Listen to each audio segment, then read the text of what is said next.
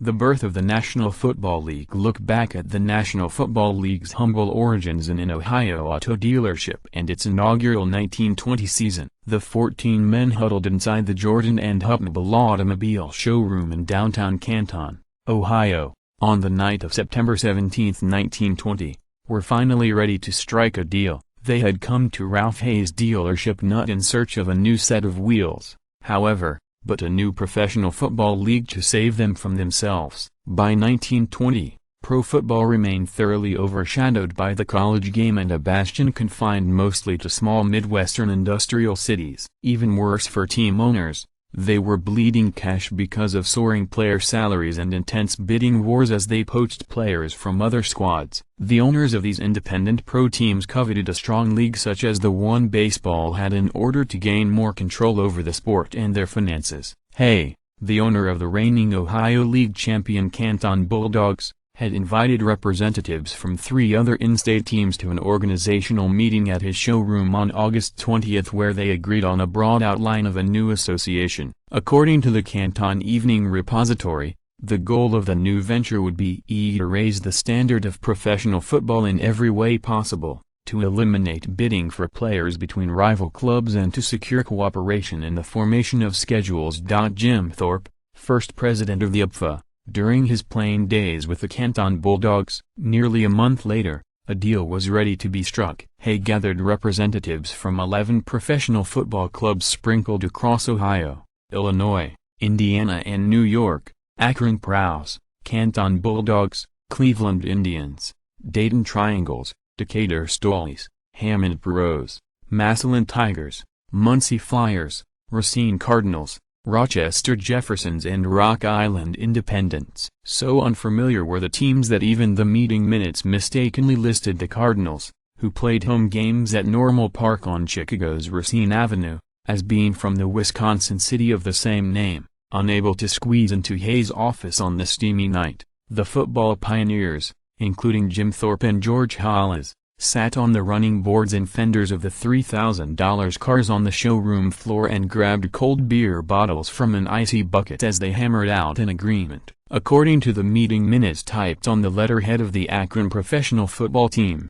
the first item of business was an inauspicious one: a withdrawal of Massillon before the league even officially formed. Then, the men moved and seconded a proposal to form a confederation known as the American Professional Football Association, UPFA. The new league needed a president to lead the organization and be its public face, and the choice required little debate. The team representatives unanimously selected the 32-year-old Thorpe, the Canton Bulldogs star who, although past his prime, was still touted by newspapers such as the Milwaukee Journal as the world's greatest athlete. Indeed, the selection of the Gridiron's greatest gate attraction garnered more ink in newspapers around the country than the formation of the UPFA itself. The first game involving an UPFA team took place on September 26, 1920, at Douglas Park in Rock Island, Illinois, as the hometown Independents flattened the street. Paul Ideals 48-0. The first head-to-head battles in the league occurred 1 week later as Dayton topped Columbus 14-0 and Rock Island pasted Muncie 45-0.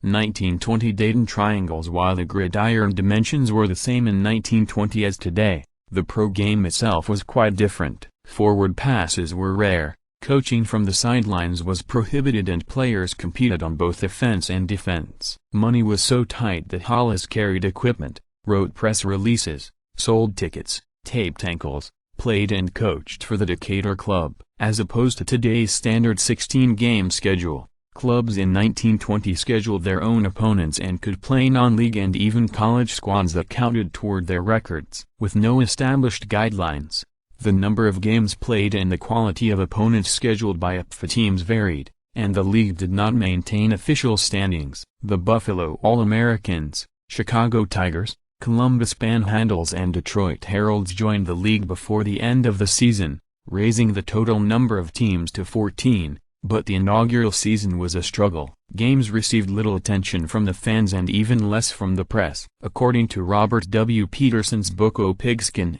the early years of pro football, UPFA games averaged crowds of 4,241. The association bylaws called for teams to pay a $100 entry fee, but no one ever did. Muncie played only one game before dropping out before the end of the season, which concluded on December 19, 1920. Akron Pros. At the conclusion of the season there were no playoffs, let alone a Super Bowl, and it took more than 4 months before the league even bothered to crown a champion. Much as college football did for decades, the UPFA determined its victor by ballot. On April 30, 1921, team representatives voted the Akron Pros, who completed the season undefeated with 8 wins and 3 ties while yielding only a total of 7 points, the champion in spite of protests by the one-loss teams in Decatur and Buffalo, who each had tied Akron and had more wins. The victors received a silver loving cup donated by sporting goods company Brunswick Balk Colander. While players were not given diamond-encrusted rings,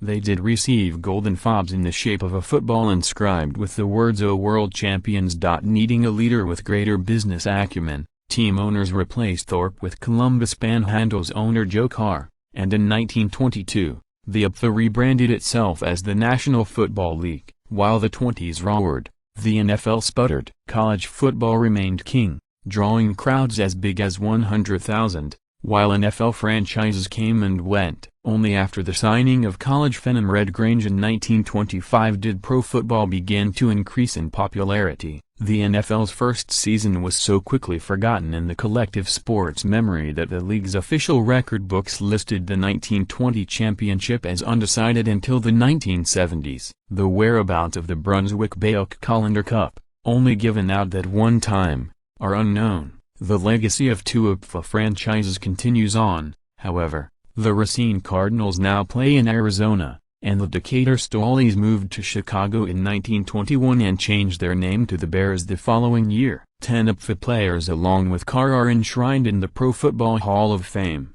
which opened its doors in 1963 not far from the Canton automobile dealership that gave birth to the NFL in 1920.